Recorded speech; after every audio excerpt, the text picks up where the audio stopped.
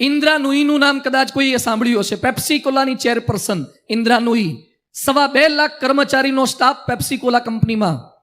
એની એ બાઈ, અધિષ્ઠાતા બાઈ, chairperson બાઈ, એના ઘરમાં ગણપતિની મૂર્તિની સ્થાપના કરે. ઇન્દ્રા નુઈ ગણપતિની મૂર્તિની સ્થાપના કરે. પત્રકારોએ એને પ્રશ્ન પૂછ્યો કે ગણપતિની મૂર્તિની સ્થાપના કરવાથી, એની આગળ દીવો કરવાથી તમને શું લાભ થાય છે? ઇન્દ્રા નુઈએ સરસ જવાબ આપ્યો કે ગણપતિ આગળ દીવો કરવાથી ગણેશને રસ્તો દેખાય, કે ગણેશના ચહેરા પર પ્રકાશ થાય એટલે દીવો નથી કરતી, પણ મારા જીવનમાં અંધકાર છવાઈ જાય ત્યારે ગણપતિનો પ્રકાશ મને રસ્તો બતાવે છે એટલે હું દીવો કરું છું.